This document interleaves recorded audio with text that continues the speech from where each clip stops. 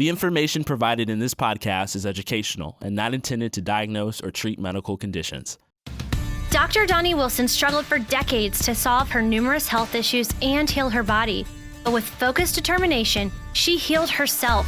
And in doing so, she discovered the Dr. Doni Stress Recovery Protocol. On this show, you're going to hear from doctors, nutritionists, and experts, along with Dr. Doni, who will give practical advice and wisdom to help heal your body. This is How Humans Heal.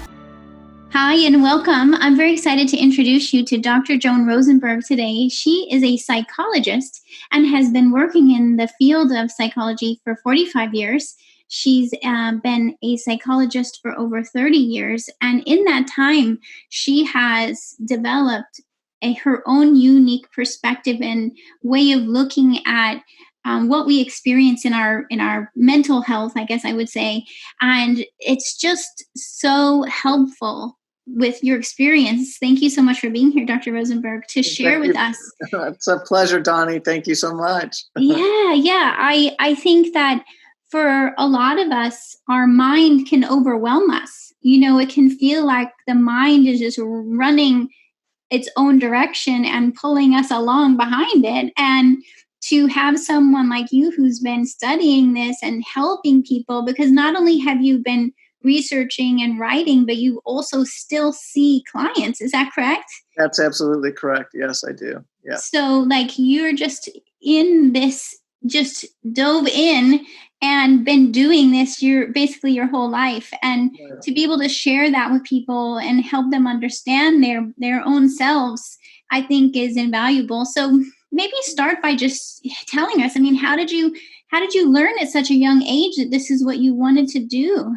You know, it's interesting. I wanted to be, when I was probably in my middle teens, I loved the outdoors. Before I was in my middle teens, I loved the outdoors. And then I found out about what were known as experiential education programs like Outward Bound. So that's using the nature as a medium for personal growth. And I was really just totally dialed into that. And by my middle teens, 16, 17, 18, I was already involved with, at that point, it was something called STREAM. And it was the St. Louis Regional Experiential Adventure Movement. So by my mid-teens, I was already kind of involved in that stuff. Wow. And I wanted to be an Outward Bound instructor. But the way things turned out is that they don't really have, at that point when I was going to school, they didn't have degree programs for such a thing. Or the only ones that existed were like 5 master's level ones. And I had people around me recommending I get a degree, but there wasn't a degree in that thing. So I went the route of education. And in that program, they were doing an experimental program in the field of counseling, where they were actually allowing a small, roughly 30 of us to go through an experimental program in counseling as undergraduates, but taking graduate level courses. Wow. So at the age of 20, I started in the field and I was taking basically the graduate degree program in counseling, the master's program in counseling as my undergraduate degree, as part of my undergraduate degree. So no wonder you just dove in and you just ran with it. And then I stayed. So, and then kept, just being aware and again, there were a couple questions that certainly started when I was a kid. One was, because I was not a confident kid, was how does someone develop confidence? So that was really percolated for me for years and within me for years. And then the second question, once I was in the field, was what made it so difficult for people to handle or deal with unpleasant feelings?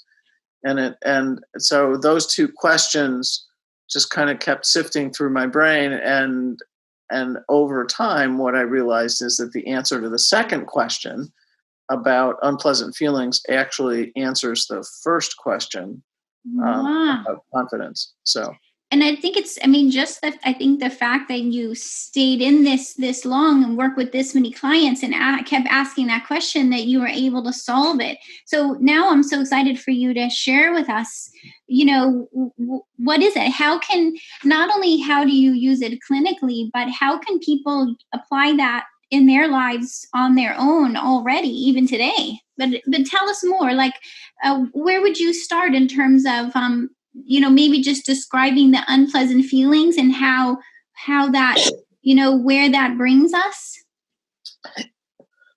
Excuse me. Actually, Doni, let me start with the definition of confidence. Okay. And then, because that will lead us right into the other part of it. Perfect. The way I look at confidence at this point is that it's a deep sense that you can handle the emotional outcome, and that's the thing. Mm-hmm. That's the words I would underline is the emotional outcome of whatever you face or whatever you pursue. So deep sense, you can handle the emotional outcome of whatever you face or whatever you pursue. And so in kind of, again, then why is it that?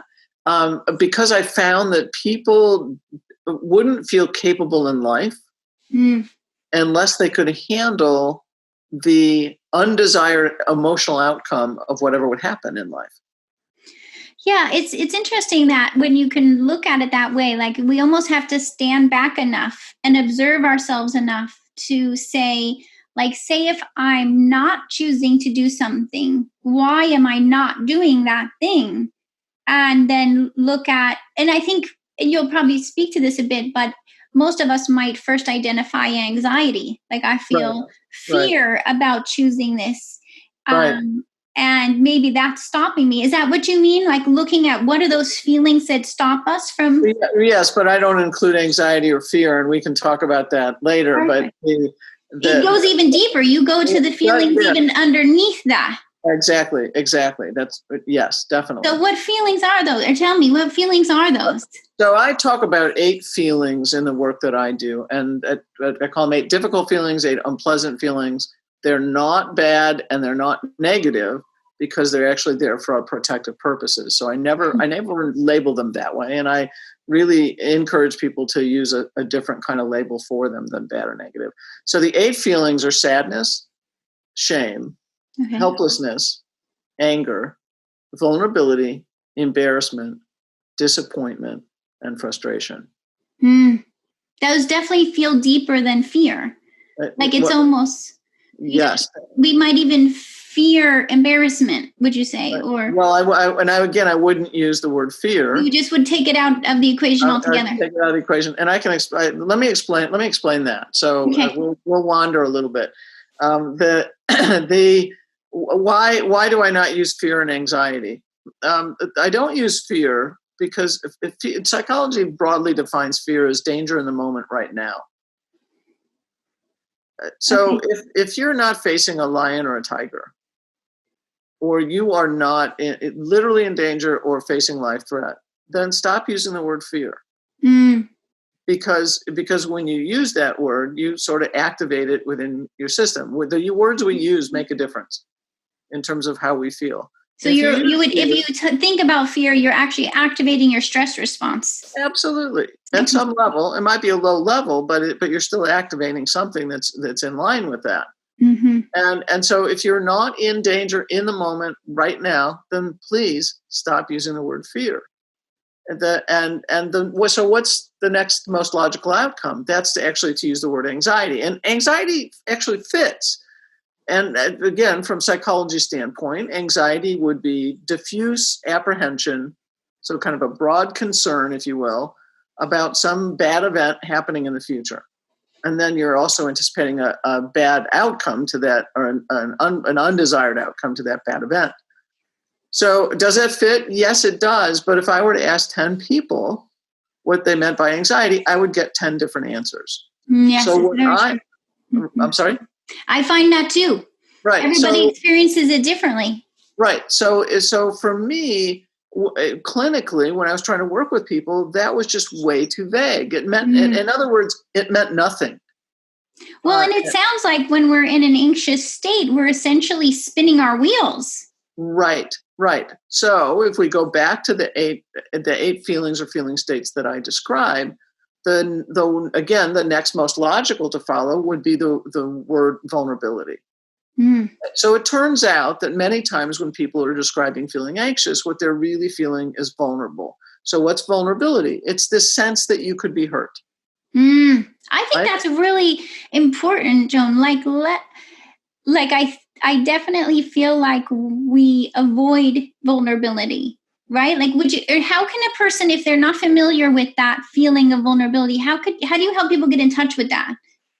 They actually have the sense of it. So most times when people are using the word anxious, so think of what do people consider the number one fear? Fear of public speaking. But it's not fear of public speaking. It's a concern about being vulnerable, a concern about being hurt. So let's play that out though. What does hurt look like? Hurt looks like the other 7 feelings I mentioned. Being embarrassed, being angry, being disappointed, being frustrated, right? Feeling shame. So the beauty of this idea of vulnerability, this sense that one can be hurt, is if you have the knowledge that you can handle the other 7 feelings, then you can handle vulnerability. It's a really amazing, Joan. Like, you say it as if it's so simple. I know, because you're saying this all the time. But I think when a person really follows what you're saying and really it sinks in, and you go, wait a minute, if I could feel confident that I can handle feeling embarrassed or feeling angry or feeling frustrated, that I'm going to live through it, right? Because we act as if it's going to kill us or something, right? Like we act as if these feelings are so important to avoid. Right. And in fact, that's what I find happens. So that if I want to go pursue something, it's actually not the thing that I'm avoiding. It's the anticipation of the undesired outcome, emotional outcome that I'm avoiding. So I'm not going to go learn a new skill, or I'm not going to speak in front of people because I'm too afraid of being embarrassed. Not because of the speaking, it's because of the embarrassment. So the key here is understanding that you avoid risks, important risks for you to take, not because of the risk itself. It's because of the anticipated emotional outcome of that risk.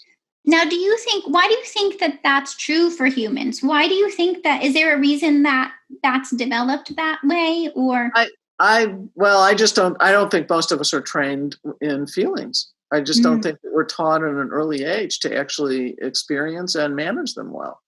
So we're neither taught how to, and largely there are programs that are doing that now, but largely we have not been taught how to handle our feelings, to experience and move through them, nor have we been taught how to express them effectively in general.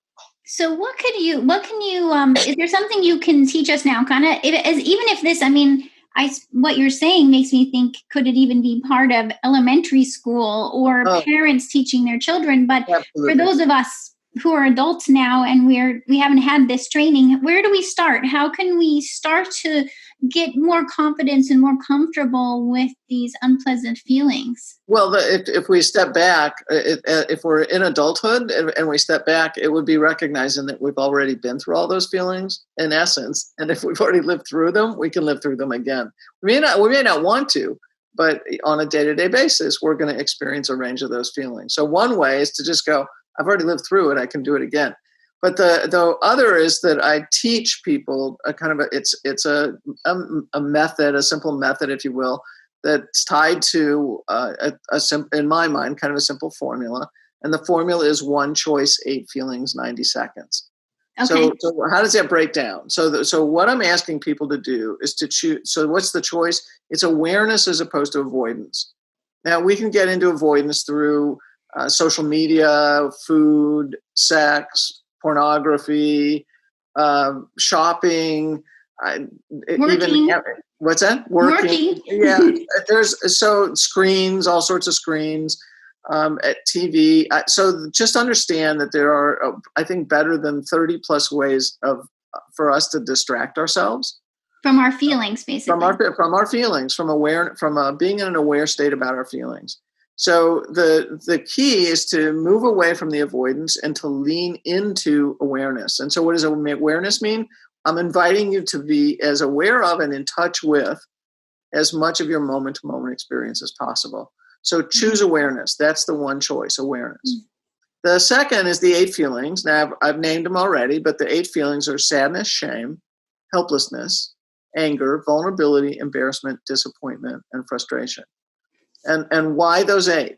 It's because they're the most common, everyday, spontaneous reactions to things not turning out the way we perceive we need or the way we want. So it really comes down to that, right? Like we're wanting the world to show up a certain way, and when it doesn't, we're going to have a feeling. As a human, we can just know, okay, as a human, this brain is going to have maybe a feeling or a response to things not working out the way I want them to. So why don't I just get good at knowing those feelings are going to happen and being present with them? Absolutely. So it's the everydayness of those feelings is why I chose those 8.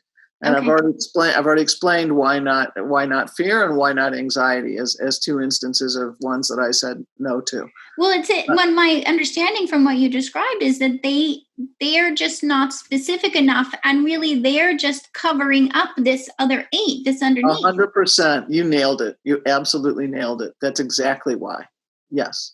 So we might as well just not get stuck in that nothingness and just dive in and just be like, listen, why am I so afraid, letting myself be stuck in fear about feeling a feeling that as a human, I'm built to feel. I'm built to experience it. So I should just allow myself to, and I'm not going to be harmed or by doing so. I might as well just give it its time, give it its space. And then because I think this is what you're going to, from your 90 seconds, if I can just be with that feeling for 90 seconds, I'm going to be able to move on with my day. 100%. Yes, definitely. So let's walk through the rest of it then. So we've got the one choice, the 8 feelings, and the 90 seconds piece is really the key to being able to stay present to the feeling and to experience it. So what does the 90 seconds mean? My big question was what made it so difficult for people to handle unpleasant feelings? And it turns out after the neuroscience started to come out in the early 2000s, most of the writers were talking about how interconnected we are in terms of brain and body, that we're actually not kind of this separate, distinct thing. And so we're one interconnected whole. And the truth is that most of us come to know what we're feeling emotionally through bodily sensation. So think, for example, embarrassment, that you can see you will see the redness in my neck and into my face, right? Yeah. I would feel the heat of the blood rushing into my face. So the heat is the bodily sensation in this instance. And it's true for a wide variety of feelings as well. I might feel a downward trend in my chest for either sadness or disappointment, for example. And those are just examples. Mm-hmm. And so that's one piece of it. And so the key here that dawned on me is that it's not that we don't want to feel the full range of what we feel. I really believe we do want to feel that full range, pleasant and unpleasant. But what we don't want to feel are the bodily sensations that help us. Oh, that's what you think we're avoiding. That's what we try to get away from. Okay. It's the bodily sensation that feels so uncomfortable to us. Like that pit in our stomach or the lump in our throat, the things we usually think of as this feeling. That's interesting, the bodily feeling of the emotion. We're like, oh, I don't want to feel that discomfort. Right. And as a result, we then try to stay away from feeling the feeling itself. Mm. We try to shut down on that bodily sensation. But the last piece of it is that it was really an observation made by Dr. Jill Bolte Taylor, who wrote the book My Stroke of Insight, where she talks about this flood of biochemicals that rush into our bloodstream that actually activate the bodily sensations we've been talking about. And they flush out of the bloodstream in roughly 90 seconds. So what it became was a way for me to be able to talk. I was always telling people to ride the wave, ride the wave, ride the wave. Little did I know that what I was telling them was to ride the bodily sensation waves. And even from these bodily chemicals that are signaling this rush. Right. And the feeling itself. Wow. Right. And so then I could say, look, we're talking about short-lived bodily sensation waves. Short-lived meaning under 90 seconds. Short-lived meaning less than half a song, right? Mm. So that, and most people would go, well, I can do 90 seconds. Great. Now you can lean into the feeling. And again, so my thing is that it's one or more waves of one or more of 8 unpleasant feelings. So the whole premise of my work really, but it gets much more involved in this, is that if you can experience and move through, or if you can ride one or more short-lived bodily sensation waves of one or more of 8 unpleasant feelings, then you can go pursue anything you want in life. Wow. It's I guess it makes me kind of wonder, what if I were to go through each day just with a little more awareness, even just from every time I talk to you, this happens, by the way, but a little more awareness for when are these feelings starting, and am I being present for them for, say, up to 90 seconds, and, just even naming the emotion or the feeling, and then realizing, hey, once I go through that, what shifts? Can I now be more in problem-solving mode, or is that what happens? Like once you get through the seconds, then what? Yeah. So here's the thing. The first is pause. If you can, just lean into the feeling. Okay. See if you can name it, because once you name it, then you'll actually you'll have a different experience within. And my general experience working with people is that once the feeling is named, there's actually a calm that follows. So like a validation or something. Yes, you're actually more true to yourself. So it's more, you're living more authentically. And for instance, if you notice the difference from when I said anxiety and then said vulnerability, once people go, oh yeah, it's vulnerability, then there's a calming response that follows by way of example. It's so what happens? You have this reaction, you kind of pause and go, all right, let me kind of lean into this. And then what I would say is, while you're in that pause, so the first thing for you to do is to breathe into the feeling. Take some deep, not really fast-paced, shallow breathing, but take some deep, slow breaths and really allow yourself to stay present to the feeling that's rising up, and lean into it. Let yourself experience it, and then while you're in that pause, stop and ask yourself a couple questions. Okay. So the first might be, well, what am I reacting to? What triggered this? What's this reaction about? What is the feeling more specifically? And then once you identify what triggered it, again, if you can in the moment, and this doesn't take very long, is then you can even ask more questions, and you can say, I wonder if there's a pattern to this. Or I wonder if my reaction is not just about right now, my reaction is also about something in the past. So the beauty of it is you can be once you kind of stay in the feeling and you're present to it, you're aware of it, you're in touch with it, then you can ask a variety of questions, and those questions will actually help calm even further, and then move you to a place where you may go, oh, you know what? I need to make a decision about whatever I'm experiencing, or I need to talk to somebody. I need to express myself, or maybe I need to take some kind of action to follow through. So there's actually a sequence of things that follows so that you can actually make use of the feeling.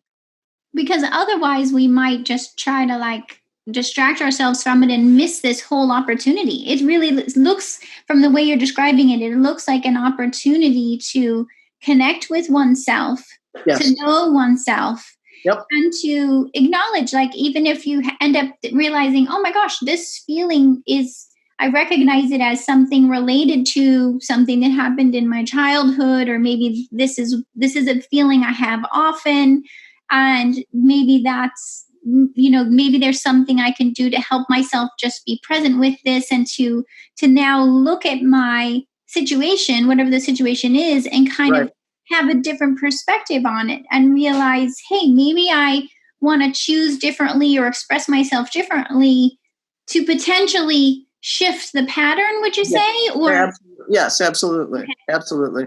So let me, again, a very common example would be somebody that as a friend of yours, but that person, every time you arrange a get together, that person cancels.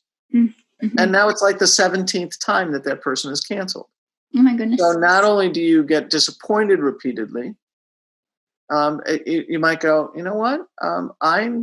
This is not okay. I need to either speak up about this, or maybe this is not a mutual friendship, mm-hmm. right? Maybe I need to make a different kind of decision. So it's having the awareness, and why? Because you're leaning into experiencing the feelings. Okay, because otherwise you might just be stuck with feeling, I don't know, just either angry or disappointed, but not even necessarily realizing it, just feeling maybe anxious about every time you make this date with this friend. You're like anxious they're going to cancel again, but really it's about going, hey, wait a minute, maybe I need to just let this friend know that I feel disappointed each time. Right. You got it. And now we're making use of the feeling. So not only are we aware of it and experience it, then we go, all right, there's something that I can actually make use of the feeling. It's a way for me to make use of the feeling. I don't know about you, but I love a good protein shake.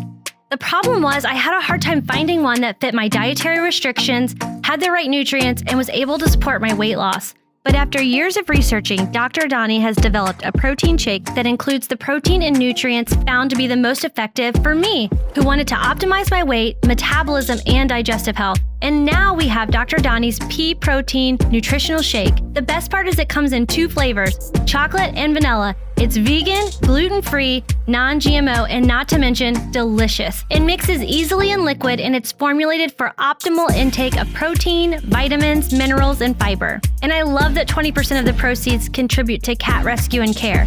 Do you want to try it before you buy it? Get a free sample now at drdonisstore.com.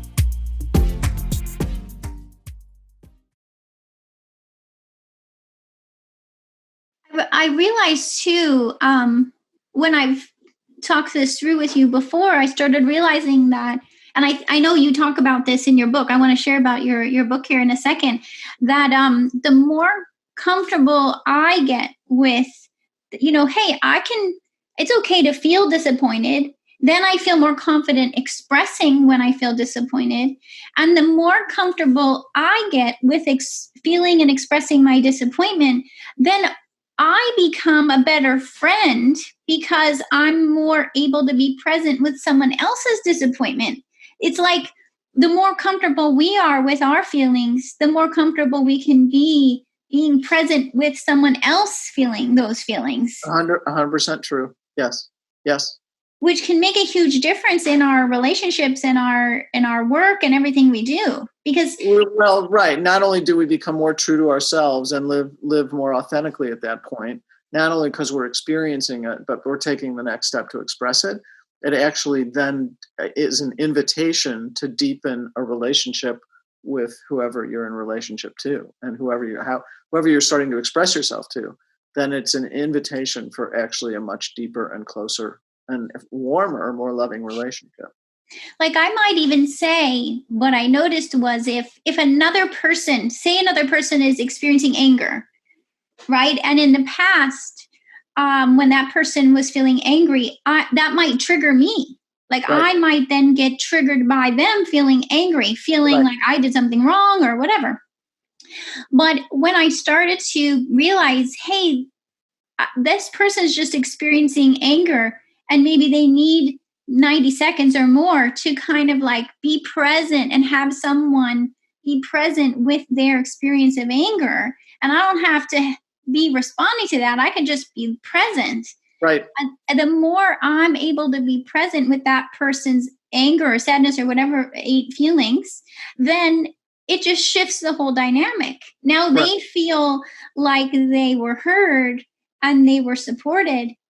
And then once that process is done, then I can look at myself and say, hey, how did that feel to me? Did I have a feeling about that? And, so it can kind of create a little bit of a, back and forth. Right. How you work it through. Is that right? That's absolutely true, and you nailed it in terms of what it looks like as people become more present to their own experience and are willing to then express what they're feeling. So that you're exactly right. People feel more supported. They feel more understood. And from my perspective, the relationships just deepen.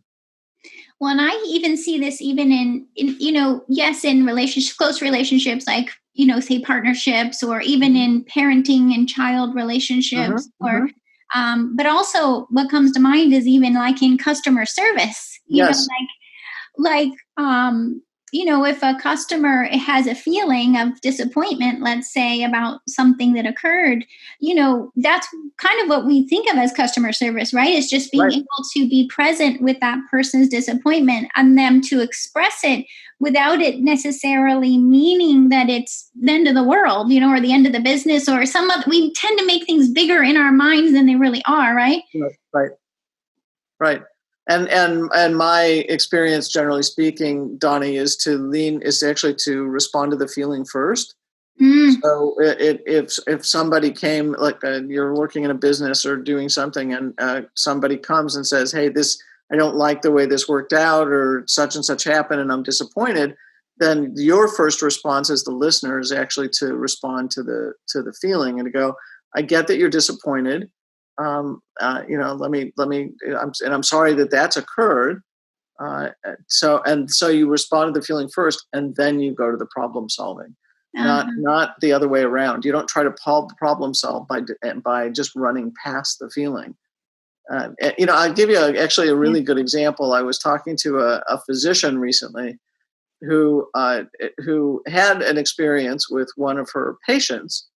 And the patient was really upset with in this case, this particular physician. Unusual, because they've been a long history together, but it was an unusual reaction that the patient had to the physician. And as I was listening to what I was told about how the conversation transpired, there was never recognition of the feeling. Yeah, we skipped that step. Just boom, just bounced right over it. And so what I said was, I recommended that the person go back and actually respond in an email and say, "Hey, I realized I was trying to solve the problem, but I also realized I never recognized what you were going through." And so what ended up happening is that the patient had not been responding to the problem solve emails. Right. As soon as the feeling email came over, the patient went, "Yeah, thank you very much. I'm so, I didn't like it. Thanks for recognizing that was what went on for me. Yes, let's schedule another appointment."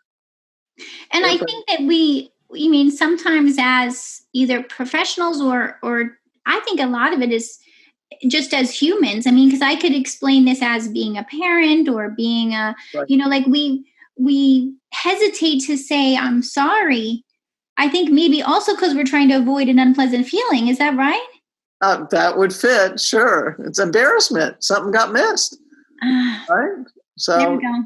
Yeah. So we end up getting so jammed up and stuck in these communications with each other because one person's having a feeling that they aren't quite, being able to be present with, and then the other person is trying to avoid having another feeling, and it just becomes a big traffic jam. Right, or avoid actually experiencing the thing that the person's angry about, or to kind of absorb that and become defensive about it instead of just saying, "I hear you. I get that you're angry, or I get that you're sad, or whatever it might be, or I get that you're frustrated." So it seems like we might actually have to, like, if I'm thinking to myself, the more comfortable I am with feeling embarrassed, like, okay, if I'm good at, I'm good at, if I'm okay, if they're confident with feeling embarrassed, it's going to be a lot easier for me to just, if someone says something like that, to be able to say, "Hey, you know what? I hear that you're feeling that, and I really feel sorry that that's your experience. Right. And I'm here if you want to then, if there's something we can do to solve it for you." That's perfect. So the idea here is just remember two words: feelings first. Then you shift to problem solving. And And it's that feelings first idea. That's what people are talking about really when they want to be understood and heard. It's to have that part of the message at the minimum responded to before you actually get to the problem solving piece. I think that's just magical information, and it's when I've experienced that and when I've practiced that, it's really can shift the whole dynamic, like you're saying. Like, it can really help us as humans then stay in connection and communication with each other, just simply acknowledging the other person's feelings, our own feelings, having confidence with our feelings. And then, and part of that acknowledgement is saying, hey, I'm sorry that that's what you're feeling, Right. Because sometimes, there's times when, maybe it is something that I, or, who the person did that ended up triggering those feelings in the other person. Right. So being okay with just acknowledging that, right? Right. Yes. Yeah. And what I would love people to understand too, Doni, is that because a lot of people get hesitant to speak up, and that difficulty speaking up is not a speaking problem. Difficulty speaking up is actually a difficulty with unpleasant feelings problem. Yeah, I figured that's what you were going to say.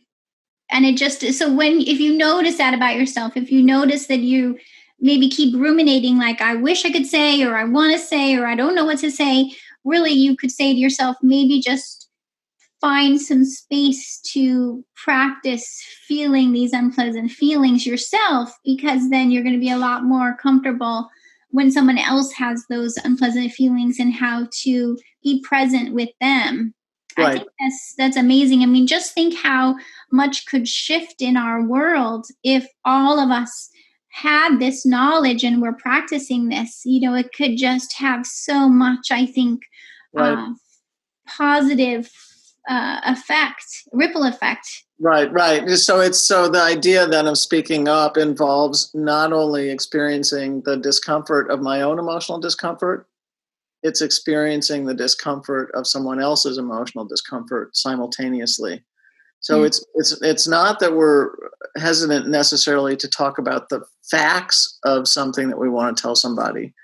What gets difficult is that we're anticipating their emotional reaction. And as a result, we back off because we don't want to deal with the emotional reaction. So the better we get at dealing with those same 8 unpleasant feelings in us, then we'll be able to handle those same 8 feelings in someone else simultaneously in a conversation.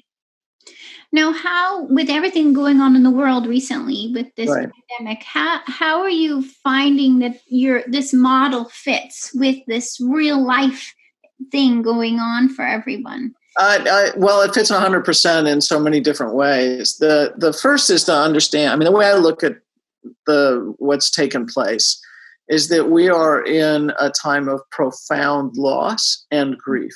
Mm-hmm. And the loss obviously starts with, and that's only one piece of it. The loss starts with loss of life, of course, but then we can look at the array of restrictions that have occurred. We have a loss of, and we even have loss of an imagined future because of all going back to school, or loss of commencements, weddings, bar and bat mitzvahs. I mean, the list goes on in terms of parties, travel. So the list that relates to loss is pretty endless. For different people, it's being out in nature. So again, so first of all, it's understanding profound loss, and then subsequently to that, grief. And grief, I think of as sadness, helplessness, anger, and disappointment. So that's all together. Well, it's either one or all of them together collectively. Okay. So I could feel sad, and that would be grief. I could feel angry, that would be grief. I could feel disappointed, that would be grief. I could feel helpless, and I would look at that as grief. Okay. Or any combination thereof. So the first way to understand is that we're in this profound period of loss and grief, and it complicates that and adds to it is that because we've been sheltered in place, it actually gives us more time to be with and think about things that we have tended to not resolve. That's a good point. And what I think about is that loss begets loss. And so that that as much as the sense of smell is the quickest way to access memory, I think the experience of loss is a close second. So that loss compounds itself. Yeah, right. So what I'm also witnessing is that if there's emotional stuff, for lack of a scientific term, that has not been resolved, then it's been common for that stuff to surface while people are more still and more quiet with not the same level of distraction that they had before. It's like we're noticing things that before we might have overlooked, like almost emotional clutter. Right. Exactly. That's right. And that some of the irritability that we might be seeing between people is not actually genuine irritability. It's that they don't have a place to not only are they not understanding what they're feeling, but they don't have a place to take these feelings of loss. So it's splashing on each other. The second part of this for me is that it's also a time of what I would call heightened vulnerability, a heightened awareness of vulnerability. And again, most of us don't keep in our conscious minds the fact that we're mortal, right? And that something could happen. Right. We tend to like to think of ourselves as invincible. Right. So part of the challenge here is that what's been in front of us over and over and over, and why people are describing more anxiety, I think, is because what they're actually experiencing is that they're experiencing that sense of vulnerability, that sense I could get hurt. And that's true. We don't know how the virus plays out, right? Yeah. So there's a lot of things that, and we look at what's happening by way of the political landscape, or we look at what's happening by way of social unrest. And we have this confluence of a pandemic, an economic downturn, political instability, and social unrest. And there's a reason that we're feeling that level of heightened vulnerability. Wow. But that's what I would also have people understand, that it's that sense that they could get hurt that's going on. And again, take it away from the word anxiety because it's too diffuse. It's to understand that what you're now perhaps more clearly in touch with is feeling vulnerable and having an awareness that you could get hurt. Yeah, I was thinking, like if someone had said to us all, oh, just everybody's going to have 3 months off of work and you can all just have a vacation, and it would just be like, oh, great. Like we would just be like, oh, we can get so much done. We haven't been getting done and we can, but no, it wasn't like we can all just stay. You can't say, oh, this is just, we're all having a 3-month vacation. No, this was like all came with a avalanche of loss and vulnerability. And so no wonder this. So I think sometimes you have to think it through, because in our minds, right, our mind can be like, hey, I've always wanted some time off, more time off work. Right. But this isn't that. Came unexpectedly with all kinds of loss and vulnerability. Immediately. That was unplanned, and then we're all like having to figure out what to do in that situation. Right. It's immediate, it was unplanned, and it doesn't have a known ending. Wow. Right. So, we're probably, to be conservative, we're looking, I think most people are thinking about it from an 18-month perspective, right?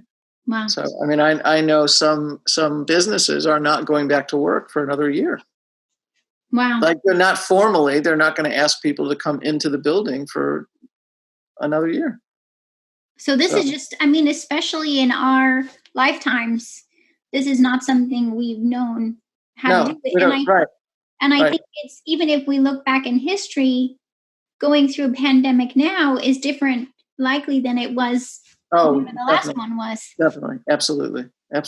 So we're really like learning moment by moment how to do this. Right. And what are you encouraging people to do when they kind of have these moments of overwhelm with this? Would you come back to your same? Yeah, you still want to be present to what's going on. I think, again, in this case, use a different word as opposed to anxiety. Consider vulnerability. Okay. And if it's not vulnerability, consider one or more of the other 7 feelings. And then understand that be aware that if you're getting in conflict with people that you're living with, understand that some of that conflict may not be genuine conflict. It's actually, you don't have any place to take the feelings. You don't have any place to take the feelings that you don't understand. So it's showing up as anger and irritation or irritability or whatever, and it's kind of splashing all over, but it's really the frustration, the disappointment, the sadness, and everything else that's kind of underneath that. So I would say, one, the absolute most important, be gentle with yourself and be gentle with others. This is a challenging time for every single one of us. It's not fun. It's not easy. So the thing is, be gentle and let that gentleness and kindness, it starts with you, and then let it transcend to all the other people in your life. The second thing I would have people do is be well connected to other people. This is not, as much as we've been asked to shelter in place or to be, whatever you want to call it. I think of it as a physical sheltering. So it's not social distance, it's physical distance. Right. That's what's really being asked for here. It's physical distance. So, but even with physical distance, I want you to be socially close. So maintain good social connections. Be in touch with people. Call people you haven't talked to in a long time. But this is a time to actually, I would say, build your social safety net. And so think, again, it's physical distance, social closeness. I love it. And luckily we have technology and phones and ways to connect with others without having to be right in the same space physically. Right. And it's going to have to do for now. So we're going to get good at that. We're going to have to get good at it for a while. Okay.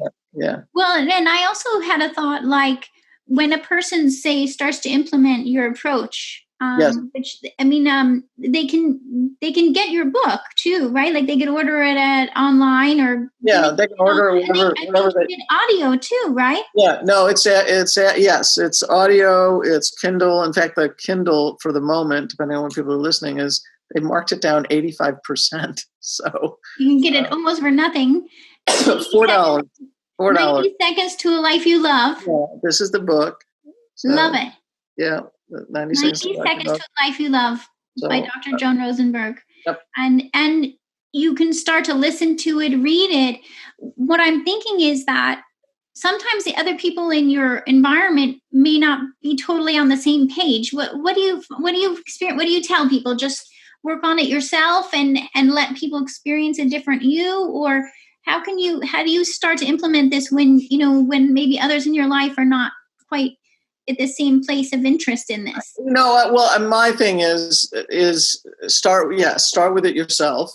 What I have found is that the moment, it's so interesting, if you're somebody that's avoided feelings, the moment you start to lean into them, you feel better. There's an organic lift that happens because you're actually being more true to yourself. And the book is a lot about how to apply the concept of the 8 feelings, because it applies to anxiety, to harsh self-criticism, to accepting compliments, to imposter syndrome, to did I say harsh self-criticism? Even these more complex experiences we have in life, basically. Yeah, it seems almost too simple, but you're saying it actually applies to these more complex experiences. Absolutely, 100%.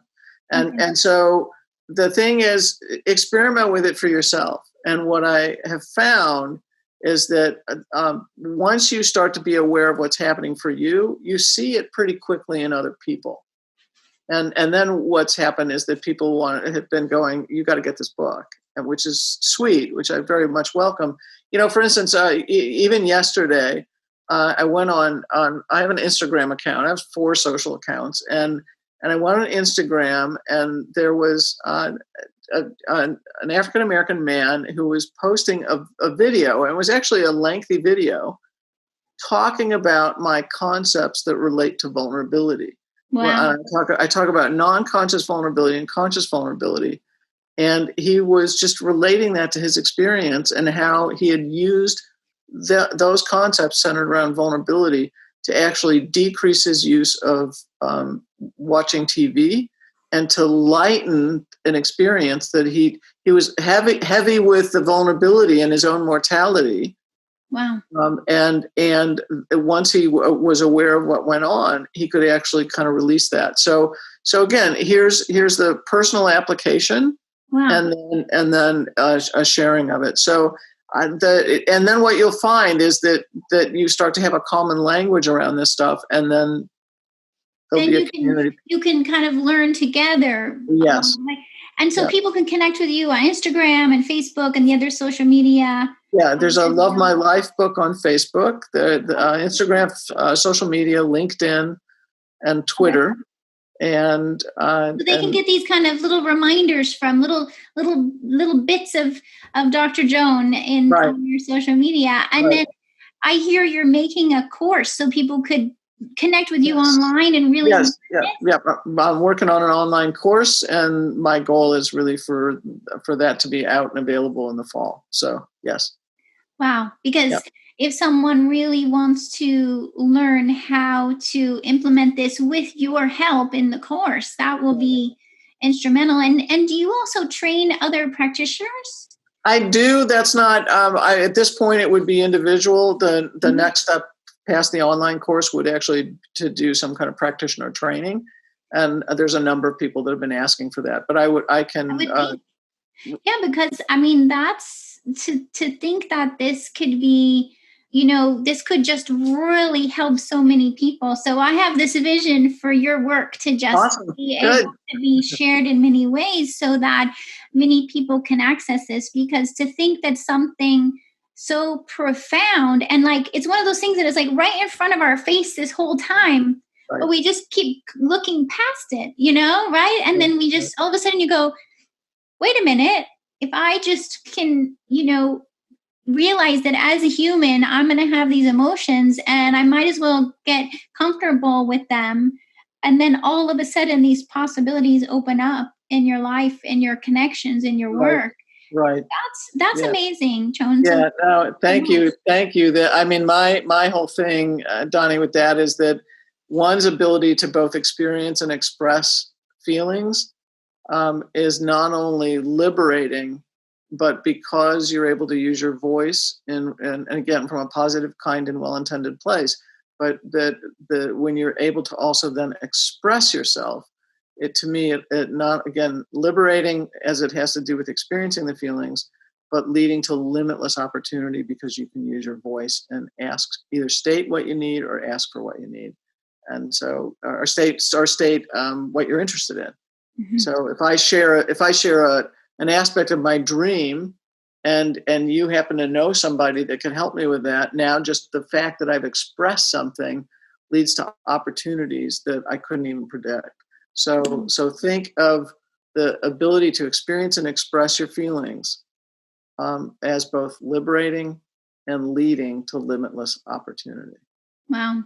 And that, I mean, it's so inspiring and empowering to think of that. And at the same time, I can see where at first it can wrap back around to some more feelings. So just knowing that it can kind of be this it can kind of, you can go from, as soon as you get this moment of feeling empowered, then another feeling might pop up and you just got to ride, like you said, ride the waves. Ride the waves. Just like an ocean wave, just surf it any way you need to, but ride the waves. Well, I love that because it brings back to what you said at the beginning, which is that you were inspired by nature to do what you do. You were inspired to be in nature. And what we can learn from nature, and to realize that really probably a lot of what we experience as humans is what we see in nature. Absolutely. We just kind of forget that we're part of nature too, and that we would experience it that same way. So, right. Wow. That's beautiful. Thank you for that circle back. You're welcome. Yeah. You're welcome. Thank you again, Joan, for joining me. And I hope everyone, stays in contact with you and reaches out to you to learn more. And thank you for what you shared here today. You bet. Thank you for the opportunity. I'm so grateful. Thanks for listening to How Humans Heal. If you liked this episode, leave a rating and a review. And for more resources, visit drdoni.com.